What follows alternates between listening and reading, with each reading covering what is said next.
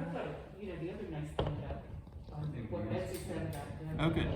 Was just the fact that there are people that are watching Coffee with Clergy. Yeah, that looks good. You'll be in it. I just saw Nancy pull up.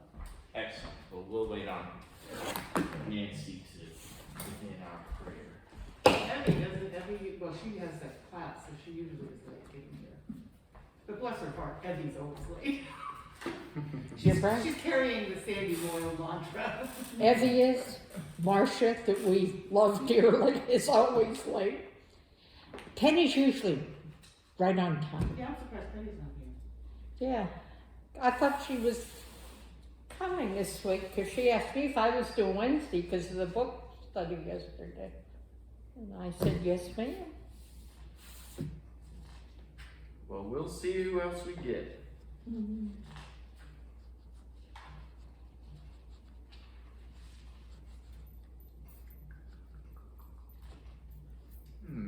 What would be a good? And I take it you're feeling better. Pardon? You're feeling better? Mm-hmm. Are you feeling under the weather? I was just hurting Sunday, so I went in there. I had to check on her since she didn't show up. Yeah, I was in. Yeah. It started Saturday night. I was in so much pain, I could not move. Talked to my doc Monday, my rheumatologist, and she doesn't want to change med yet because I go back 21st. She said take extra Tylenol. I said I don't like them. But I still have my meloxicam, which was what my primary care doctor put me on. I said, can I take one of those through the day in between that morning and night? And she said, yeah, that won't hurt. Take one of them. So I've been doing that like since Sunday, and it's helped a lot to get me through all day till we figure out what we're doing. Hi, Nancy. Hello. Couldn't find my Bible, but I found it. Sorry, Not I'm like late. there aren't a few Bibles here. Well, I knew it was in the car. Well, shall we start with prayer? Sure. All right. The Lord be with you. And I'll stay with you. Let us pray. Blessed Lord, who caused all holy scriptures to be written for our learning, grant us so to hear them, read, mark, learn, and inwardly digest them, that we may embrace and ever hold fast the blessed hope of everlasting life, which you have given us in our Savior Jesus Christ, who lives and reigns with you in the Holy Spirit, one God, forever and ever. Amen. I still can't hear that prayer and not giggle. But Sandy Moyle told the story that she was at a retreat or something, and they did this prayer and they sent them off to study on their own. Well, one of the people there took that prayer rather literally and went off and read Mark. Oh, that's funny. Read, mark, learn, and inwardly digest it. Yep. Wow. Sounds about It right. just reminds me of Sandy. sounds like I just have to giggle. Well, one time my mother questioned my writing in my Bible and writing in the margins and all Yeah. that good stuff. And she said, I don't think you're supposed to do that. And I said, well, it says to read and mark. That's right. That's right. Yes, we could put highlight in there, sticky notes, all the above. What did you choose? We're going to look at Philippians today. Oh, good. I like And, we talk a lot about Paul, but I sort of realized when I was looking at this lesson that there's an area that I feel like we haven't really covered that is important, and it's an area that I myself don't necessarily dwell on too much, but it is important to understanding Paul, so that's what we're going to do today. Goodness knows we need to understand Paul. If we can have just a couple of versions. Let's get an old version. Give us the chapter. Oh, sorry. Philippians 4, Okay. verses 1 through 9. And if we could get an older version and then the NRSV, let's just do that. I have the RSV. Well, Deb has King James. I have King James if you're interested in Sure, it. that'll Yeah. work. Let's do that. King James, and then someone who has NRSV. Okay. You want King James first? Is that what you said? Sure. Therefore, my brethren, dearly beloved and longed for, my joy and crown, so stand fast in the Lord, my dearly beloved. I beseech, oh wow, Euodias? Euodias, yeah. Euodias. You, whatever. And beseech, all right, give me that one. Syntyche, Syntyche. sounds like martial arts. It kind of does. Yeah. Oh, sorry, I digress like I always do. That they be of the same mind in the Lord. And I entreat thee also, true yoke fellow, help those women which labored with me in the gospel, with Clement also, and with others my fellow laborers, whose names are in the book of life. Rejoice in the Lord always, and again I say, rejoice. Let your moderation be known unto all men. The Lord is at hand. Be careful for nothing, but in everything by prayer and supplication with thanksgiving, let your requests be made known unto God. And the peace of God, which passeth all understanding, shall keep your hearts and minds through Christ Jesus.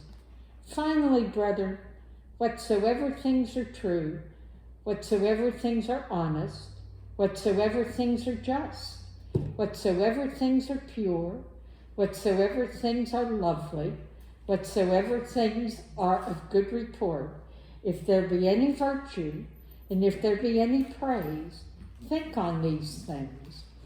Those things which ye have both learned and received and heard, and seen in me do, and the God of peace shall be with you. Thank you. You're welcome. Remind me not to bring that. It can be kind of a tongue twister sometimes. So can we do NRSV now? Someone, Angelo, have you got NRSV? Yeah. Great. Therefore, my brothers and sisters, whom I love and long for, my joy and my crown, stand firm in the Lord in this way, my beloved. I urge Euodia, and I also urge Syntyche, to be of the same mind in the Lord. Yes, and I ask you also, my loyal companion, help these women, for they have struggled beside me in the work of the gospel, together with Clement and the rest of my co-workers whose names are in the book of life. Rejoice in the Lord always. Again I will say, rejoice. Let your gentleness be known to everyone. The Lord is near. Do not worry about anything, but in everything by prayer and supplication with thanksgiving, let your requests be known to God.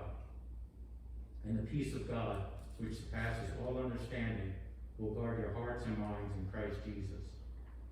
Finally, beloved, whatever is true, whatever is honorable, whatever is just, whatever is pure, whatever is pleasing, whatever is commendable, if there is any excellence, and if there is anything worthy of praise, think about these things. Keep on doing the things that you have learned and received and heard and seen in me, and the God of peace will be with you. Thank you. And then this is getting towards the end of Philippians, so I like the kind of the sign off that Paul gives us. Greet every saint in Christ Jesus. The friends who are with me greet you. All the saints greet you, especially those of the emperor's household. The grace of the Lord Jesus Christ be with your spirit. Amen. Amen. Amen. Okay, so let's do for this one the who, what, when, where, why. Just the facts of Philippians. Let's start there. So who do we have? The Church of Philippi. That's right. And these two women. Mm-hmm. Euodia and Syntyche. Yes, Family names. they are women. So they're in Philippi, which is a city in Macedonia. So, but who is the person? Do you have Who's the faithful partner? the companion, my loyal companion. That, to help, that he wants, have we established that? Well, according to He's my writing notes, from somewhere else, obviously. He's in And- prison. Yeah, he's still in prison, right. And he's asking whoever the faithful partner is in my Bible Mm-hmm. to help these women, these sisters. Mm-hmm. Who is So that? it could be. There's a couple of options. It could be this. That word for companion or partner is syzygus. Syzygus. We can just call him Gus for short. Maybe. Okay, So there's Gus. That could be a name, but it could also be a word for companion or partner. Okay. Syzygus could be, it's like some of our names, there are also words like grace, but this obviously is somebody though. So it is a real person, and so if it's not and his with Clement, name, Clement's there too. yeah, we have Clement. And so if it's not his name, there was another apostle who was in Philippi. One called- Timothy, was it? No, this guy's name is Epaphroditus. Okay. So, anyway, it's someone who I guess you could think of as kind of like, one of Paul's co-pastors who is stationed at Philippi for now. And then we get a Clement and the rest of my co-workers. So, he's got a kind of team, it seems like, at Philippi. Mm-hmm. Okay, so that's sort of who. The where is Philippi, Macedonia, and Paul is writing from prison somewhere. He was in prison more than once. So traditionally it's been believed that he was in prison at Rome when he wrote this. But scholarship would say that, based on some other things, that he probably wasn't in Rome, because that's when we really lose track of Paul. Is when he gets to Rome. He may very well die in Rome, but this could be when he's in prison in Ephesus. So that's a city in Turkey. Some of you may have been there. I mean, it still exists, and you can go see the historical sites there. But the reason I read that sign off at the end is because he says, "All the saints greet you, especially those of the emperor's household." So Caesar had a big administrative center with soldiers and staff and administrators at Ephesus. So that's part of why, some people thought it was Rome because that was the capital, but it could also be Ephesus because that was another big kind of government center for the emperor. And the dating of this, the when, is kind of Really tricky, especially Yeah. if they can't decide if he was in Rome or if he was in Yeah. Caesarea or Ephesus. So it seems like from some of his themes that it's probably fairly late in Paul's career. That's kind of a guess. It's not really been well established, and it doesn't really matter terribly much when it is. Who, what, when, where, why. So let's get to the what and the why of this passage. What's the content of what we just read? What is Paul doing? Well, he's trying to bring these two women together, and he's asking the people there to help work toward that. Yeah, it seems like there's some conflict. And it may be that these two women are fighting each other, or it may be that these two women are in conflict with the rest of the congregation. It's kind of hard to tell. Well, it sounds like, because in my version, it says that he wants them to agree in the Lord, which makes me think that they're not agreeing on something. Yeah. It's the Christians Between them. that are, it's within the Christian community that the disagreement is, But I according mean, to I'm my getting- notes. Oh, okay, because I'm getting it, it's between the two women. I think that's up for debate. I mean, it's Troubled by opposition Could be of either other way. Christian workers toward himself. Okay. In NRSV, they have churches in their homes. like they did. And they were battling each other because they were starting to put their own viewpoint in. Could be, yeah. It could be that, so apparently one of the things that we know about the early Christian movement, that there were very important women, that there were women who sort of were the people who had the churches gathering in their houses and were basically the hostesses and the fundraisers of the church, and leaders in other ways too, quite possibly. It could be that Euodia and Syntyche both have their own kind of house churches in Philippi, or it could be that they're, affiliated with the same church but have some conflict. We don't really quite know. But something that scholars know about Macedonia, where Philippi is that women in Macedonia seem to have been especially, that culture didn't have a problem with women's leadership. It wasn't a matriarchal society, but it was there was more equality between women and men. Women could own property, things like that. So, if you've got two powerful people in the church, these two powerful women, and there's a conflict, whatever that is, it can be, that can be a problem for everybody, right?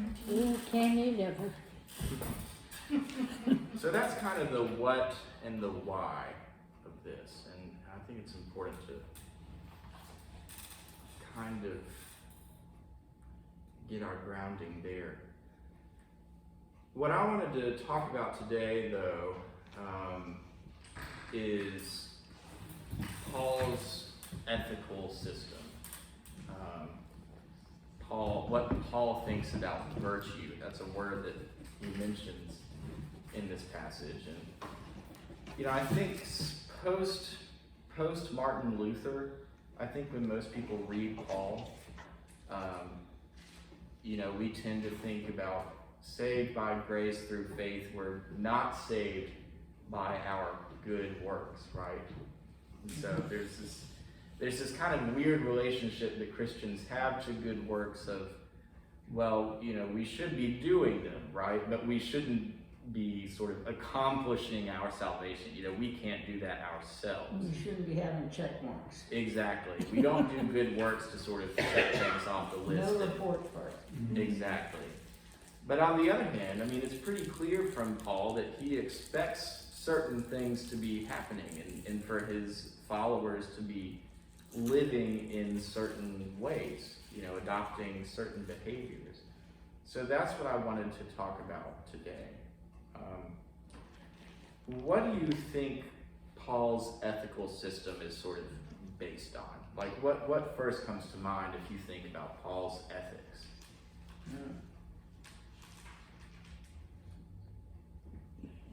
Nancy, you dropped a piece of Yeah, paper. I know. I don't know. Paul, I think he's a big thing on unity and getting everybody together. I don't know if that's an ethic, but he wants everybody to get together and worship as one and not have so much division. He knows back a lot of his letters to the people, to get together, be as one, worship Christ, and, find by love or whatever is true, and be goes through that to, keep that in mind and stuff. So I think unity is a big thing for Yeah, definitely. be of one mind. Kind of consensus almost, like unity and consensus. And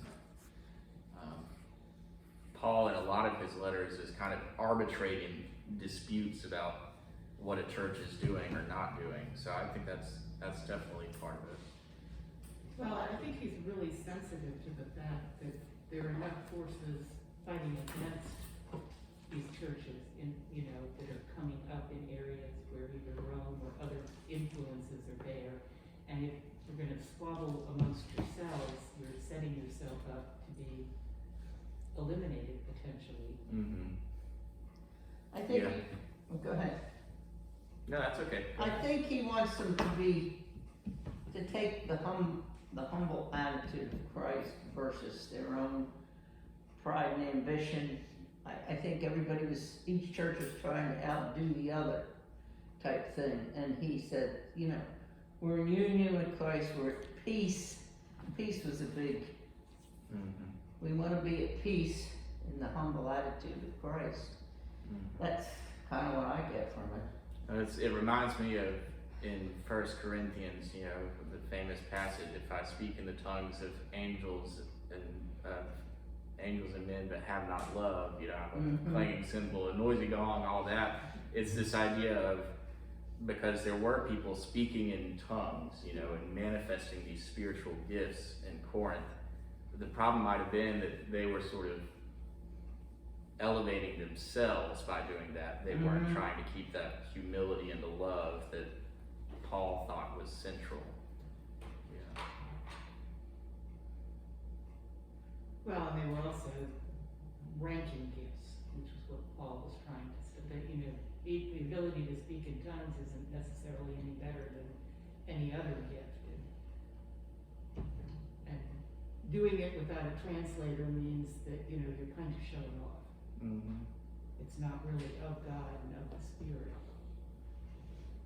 Yeah, there's a kind of, in this way, Paul to me seems so modern and sort of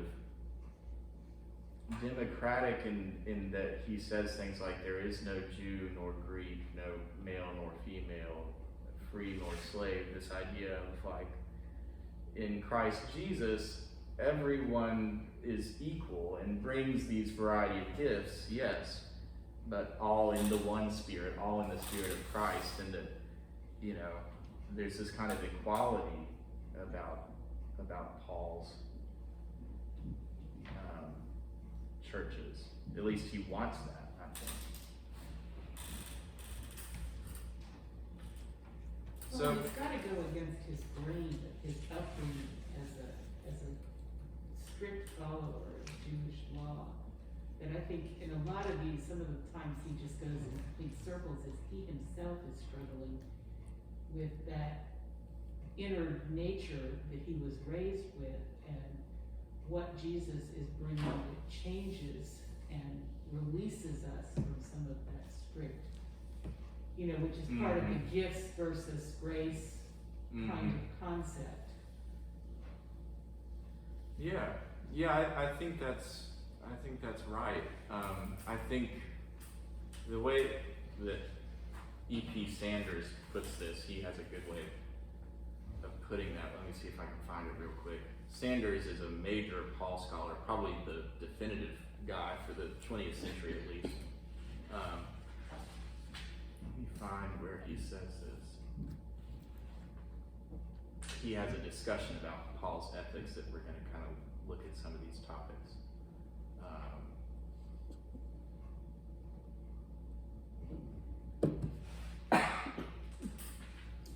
Sorry, this is good, so I want to get the right place. And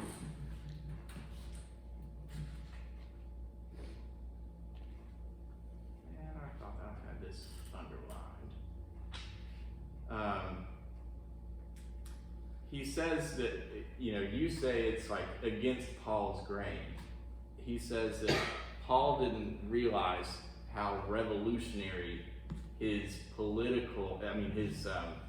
he didn't realize how revolutionary his theology could be, because he himself was really kind of a social conservative, if you will. His ideas about marriage, about sexuality, about Jewish and Gentile relationships, they were all pretty conservative. That's not exactly the right word, but kind of conservative, traditional Jewish ideas. That was how he himself lived. And I think how he expected a lot of his followers to live in some significant ways. But within his own theology, there is already this kind of thing about, well, there is no Jew nor Greek,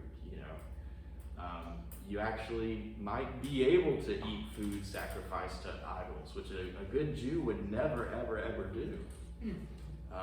But that kind of thing. So I think you're right about sometimes Paul goes against his own grain. Well, Jesus kind of forces him to, because Jesus was a revolutionary in the sense of his view of social justice and life and the equality of individuals. Yeah, Jesus is definitely going against the grain of some of the kind of traditional ethical systems. So let's talk about that, because I think we need to know where Paul is coming from.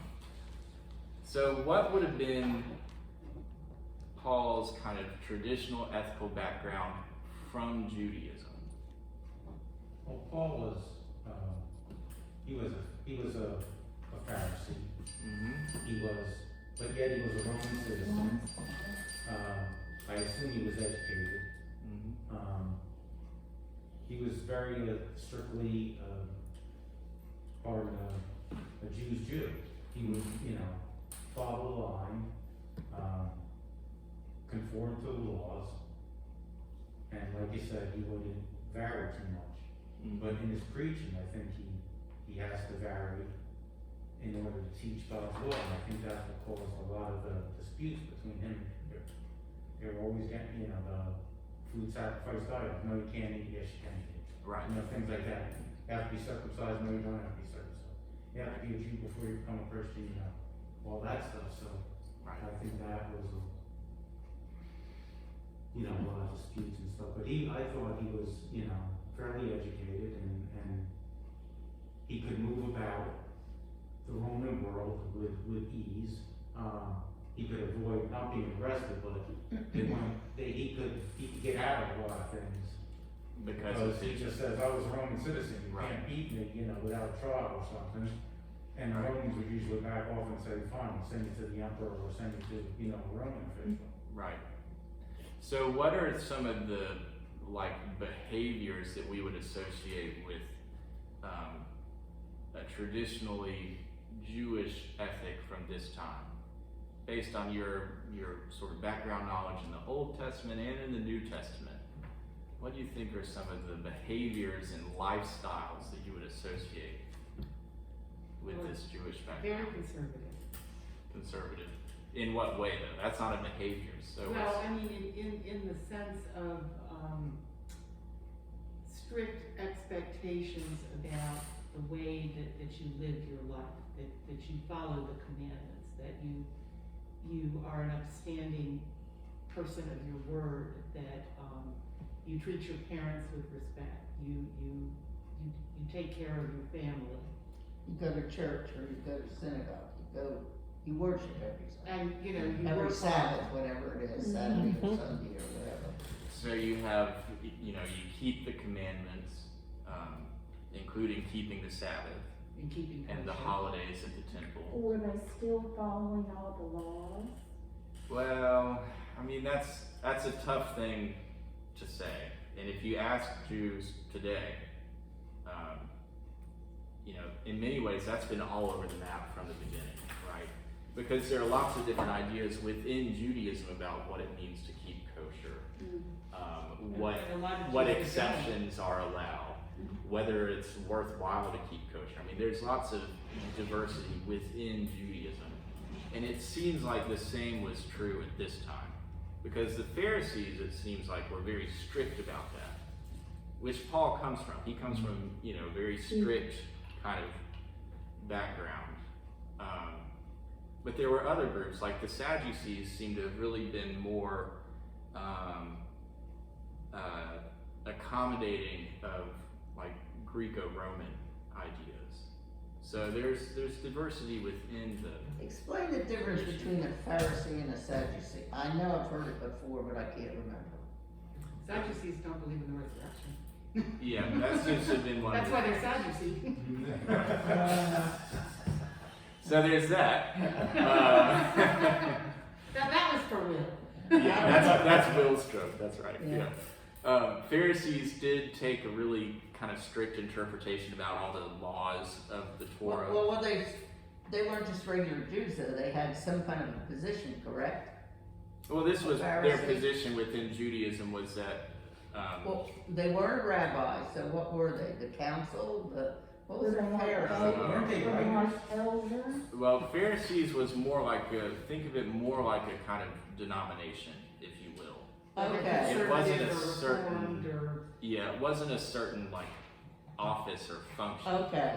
These were a category of Jews who believed in studying the Torah as written, writing lots of commentary on it, trying to behave in accordance with all the laws of Torah. Okay.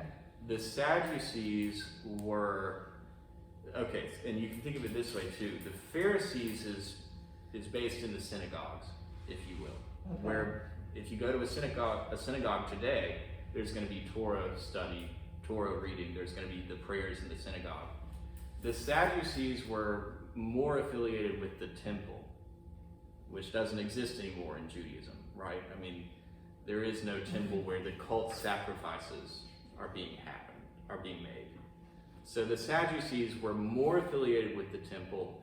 They were more aligned with the political authorities. So, you know, because they were at the temple, they had their high priests and things like that who had to work with the Roman authorities. So that was another difference. And then there's some other groups too, like the Essenes, who had the place at Qumran and some other places out in the wilderness. These were kind of almost like monks and nuns who retreated out into the wilderness and lived very ascetic lifestyles. They were So there's vegetarian, like Two desert different fathers and mothers? similar to the desert fathers and mothers. So it was like two different denominations? Yeah, I think that's a pretty fair way of looking at it. Okay. And the Sadducees generally did have a little more power, a little more wealth. But the Pharisees, you know, they had a very well established tradition of their own. So, you got a question, Deborah? You look like a question is forming. Yeah, in she's your all mind. crinkled up there. She's, Yeah, I'm just thinking. Because I don't know. Let me think. Well, and so what we think, I mean, what's the stereotype of a Pharisee that we're used to? A Pharisee is a hypocrite, right? I mean, that's Yeah. kind of the basic idea that a Pharisee is a hypocrite. Well, that's because, I mean, the idea is, well, you make this so strict, but then you don't follow up on it yourself. That's the stereotype and the criticism. well, they tend to be judgmental of others, but not so much introspective of their own Could be, motives and yeah. behaviors. Right, that's the Do criticism. what I said. They follow the law, but they want everybody to see. Right, They're the ones that, you know, make a show of fasting or, you know, right. whatever they do. Right. Yeah, they're kind of. Yeah, I think the criticism is like, oh gosh, you know, kind of rolling my eyes because you're out, you know, on the street. They're sort of like street preachers. You know, they're kind of. Televangelists. Yeah, a little bit like that. So, whereas Episcopalians tend to be a little more relaxed. You know, sort of go with the flow. You know, sit down, have a cocktail. Who cares? You know, the Pharisees are not quite like that. So Paul was a Pharisee. So are we getting a sense of that kind of traditional ethic and lifestyle that he comes from? Keeping kosher. You would have been pretty strict about. Certainly, you would only be marrying other Jews. You would never marry a Gentile. You wouldn't really associate with Gentiles. You would prefer to do your business with Jews. What are some other things about that kind of traditional ethical background? The dietary restrictions. Dietary restrictions. Like in this day and age, all I can think of is the high, you know, the kosher Jews that they Right. walk to synagogue, Right. They're very strict about keeping the Sabbath. yeah, don't Mhm. use their phone or turn the Right. lights on or do any of that. Like the elevators in Israel that don't have, that stop at every floor. So you Right. can't Right. even push a button. Is there something else? Yeah, I worked with a Jewish guy when he was a consultant. I came in and I got to know him quite well. It was from Queens, New York. And one thing I never understood, he kind of, I said, he said once that M&M's in the beginning weren't kosher. And then they became kosher. And I said, well, what makes some kosher? And he goes, it's kind of like the mafia, there are a bunch of rabbis and stuff that go and they inspect Yeah, it's the true. process where it's made.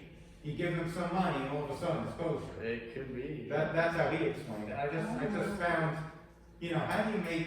That's a pretty cynical view Yeah, of it. but I mean, he was devout yet cynical in a lot of ways, but which made, you know, and I just kind of laughed because I said, so it's kind of like, he goes, yeah, so I mean, you know, it's kosher because they observed the process, they saw nothing that's not dirty or anything, you know. It's a Well, good thing and with the cleanliness and milk everything. thing too, the dairy Yeah, thing you was can't under mention into that milk, you know, too. And there's delicatessens, actually Jewish delicatessens, that sell cold cuts, and then there's a separate section, you have to go through Right. a door to get the dairy products. Right.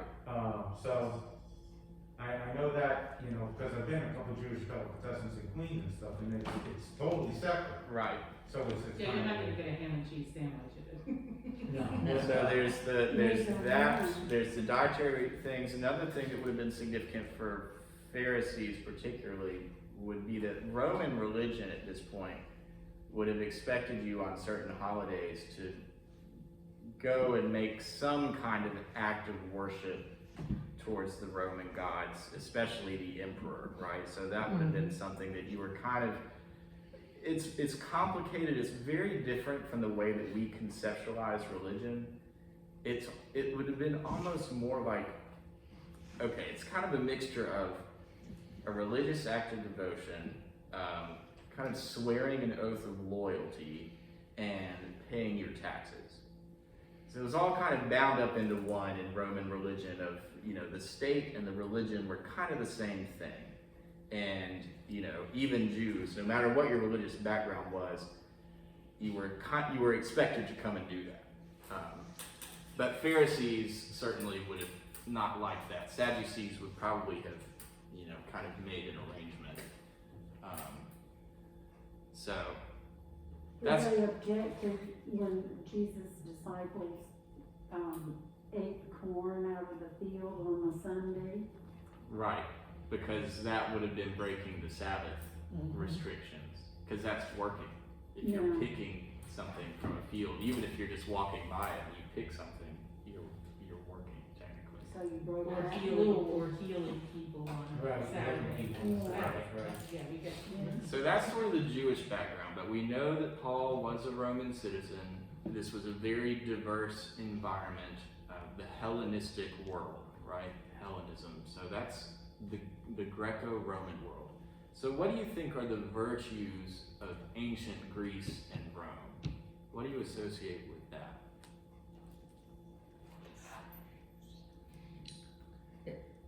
I'm not sure I understand your question.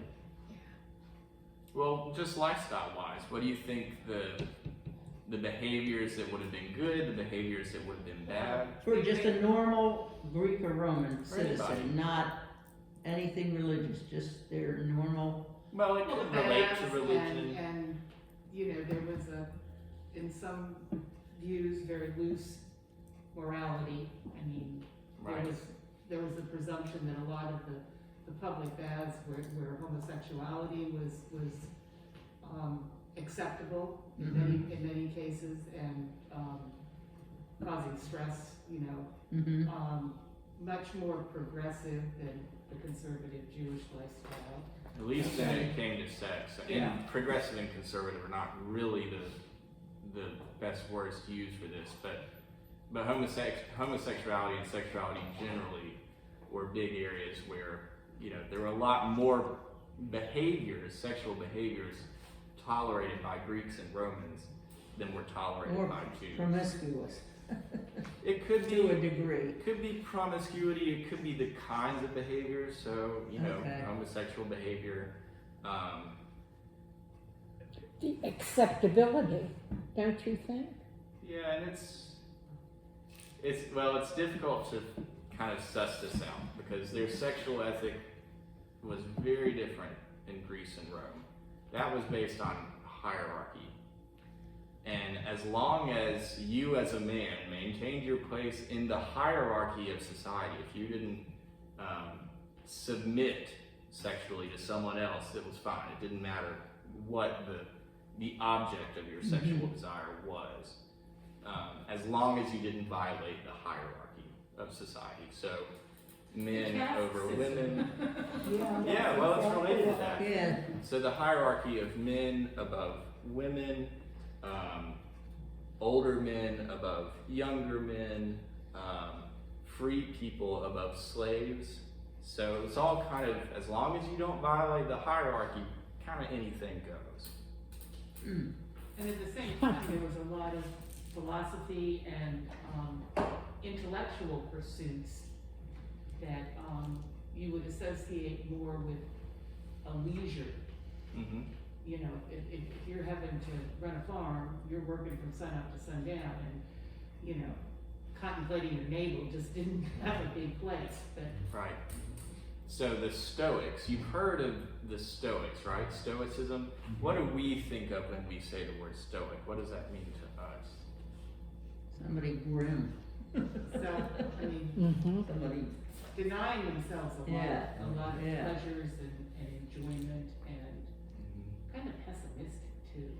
Mm-hmm. grim. Very like self-controlled, like Mhm. not displaying any kind of emotions or feelings. Stiff upper lip, suck it up. Yeah, yeah. Well, Stoicism was a school of ancient philosophy, and they're kind of the people you talked about, that, you know, these aristocratic men on their estates who would sort of stiff upper lip, you know, read and contemplate, and, you know, you wouldn't get too wild and crazy or hysterical. You know, you were sort of above all that. You didn't really feel things, you know. It was kind of linked to, we actually still expect this of some people, right? Military leaders come to mind. Mm-hmm. You want a stoic military leader, right? Sure do. You don't want a general who's going to act on their emotions, Right, right? right. So there is still, you know, Stoicism, we still cultivate in our own society to a great deal. Well, they tied to adherence to rules, which Mhm. again lines up with military discipline Mhm. and the necessity in a battle situation where, Yeah. you know, that it's necessary. Now, sometimes it's abused, and so we've seen historically a lot of instances. I think for myself, in my lifetime of attending church, being part of a church, whatever, from the time I was young, I expected that of the church leadership, Mhm. of the Stoicism, probably into my 20s. And then all of a sudden I went, oh, wait a minute, yeah, life was evolving. Mhm. And what word do I want? You saw more openness instead of the, I'm a reserved leader of the church, this is it, this is what I do, and you should also. Then it became more relaxed, I guess is the word I Yeah. want. Yeah, Yeah. I think that's right. Yeah, I agree with you, because I was raised Catholic, and through Catholic school, you know, nuns always, you know, Yeah.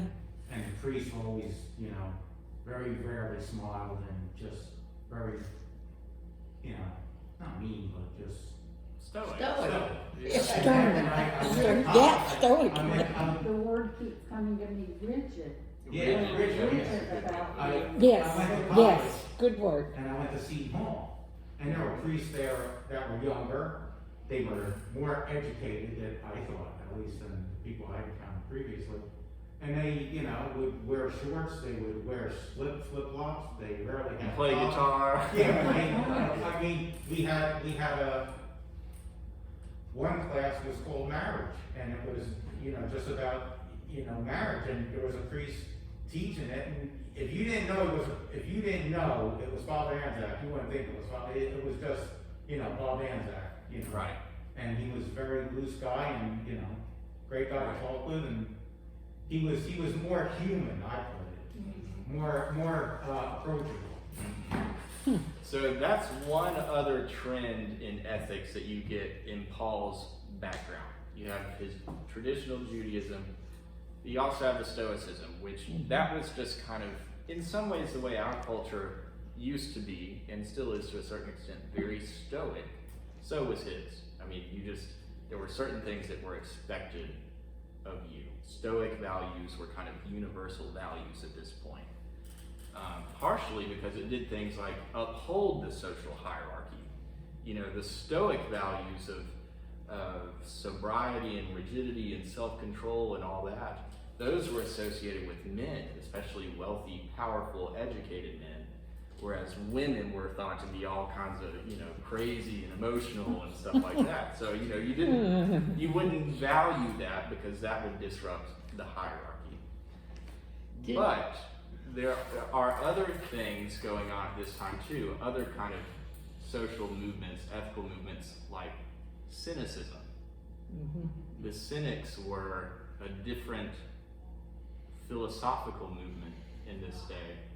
We don't know that much about them, except that I think they were kind of like hippies in our own day. And that they were what the stereotypes was, well, they sort of wore crazy clothes. They kind of hung around. They didn't bathe too much. They sort of lounged about, Sounds like a hippie. just They questioned. hanging out. And they questioned the Stoic values of, why do you have to be so rigid, right? The Cynics were more relaxed, The world is just it's kind of funny because we don't think of cynic in those terms nowadays. Don't worry, be happy. Yeah, that's kind of the There idea. it is. That's kind of the idea. What, was Paul ever married or in a relationship that anybody knows? No, he theoretically he could have been married before he became an apostle, but because he's so strict about, like Jesus, he's very strict about divorce. There's really nothing to suggest that Paul ever got married. Paul himself claims that he is celibate. Okay. And when it comes to ethical behavior for his followers, his position is interesting. If you're married, stay married. If you're not married, Don't it's get married. better to be celibate. But he also says this, right? Okay, so he says, it is better to marry than to burn. Burn with passion. Now, which of those ethical systems does that align with? That's the Stoicism, yes, right? If you're burning with passion, that means you become emotional and out of control.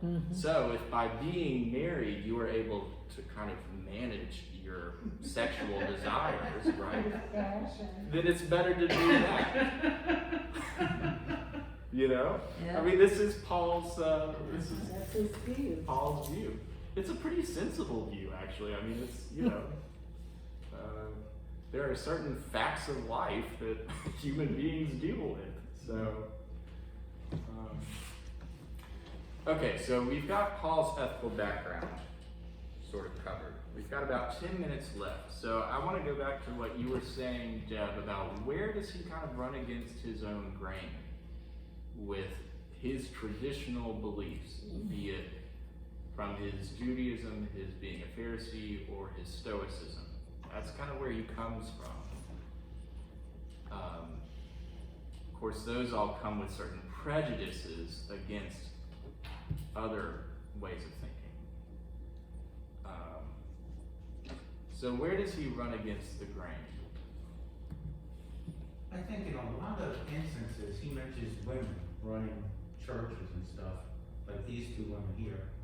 But in other instances, he brings up women, yet in some passages, he puts them down, women, and says, they should more or less not be in the front of the church, and things like that. So it's contrary, and you kind of wonder, was Paul always writing this, or was somebody sticking their own ideas in there? Because it doesn't always seem the same. you know, Or where. maybe he was conflicted at the Yeah, and time. maybe it was him himself, you know, saying, I think it's because he was conflicted about his own views. Well, he also was very sensitive to, local customs and Mhm. different churches in different areas. Like you were saying, in the Greek areas, women tended to be accepted in leadership roles, but wouldn't be in Rome. Mm-hmm. And they Or in Israel, or in Jerusalem, yeah. Yeah, so he Or in more or less Turkey. tailored his writings to the people I who think were to speaking some to. extent that he did, and that's, that's how Paul is used to support, women's rights and to cast down Right. women's Mhm. rights. Right. And I will say this about just, keep this in your mind whenever you're reading the New Testament epistles. I can only think of one example in what we think of as the authentic letters of Paul, where Paul says something about, women, wives, submit to your husbands, women should not be in the front of the church, women shouldn't be speaking in church. The only place that shows up is in 2 Corinthians, in the authentic Paul letters. And when it shows up in 2 Corinthians, scholars think that that's a later addition.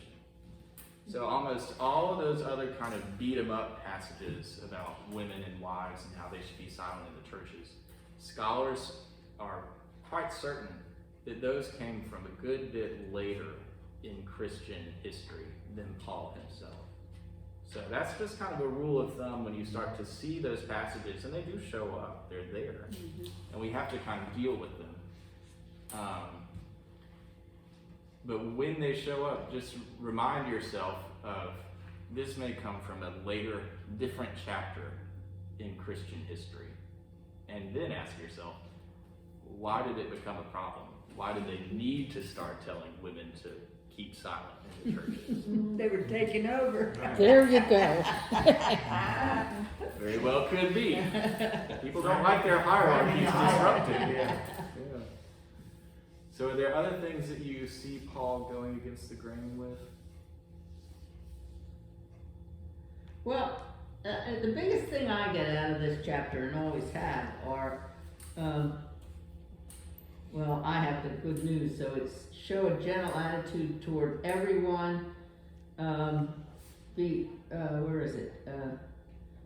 Don't worry about anything, but in all your prayers ask God for what you have a thankful heart for, and God, and you'll get peace. In other words, that particular part of this passage has always been, Mm-hmm. And that meaningful to me. Mm-hmm. That sounds more like the cynic point of view, Yeah. right? Of don't worry, be happy. Yeah. It's a little bit more Yeah. like that. But in all your prayers, ask the Lord, and Yeah. you'll get the peace.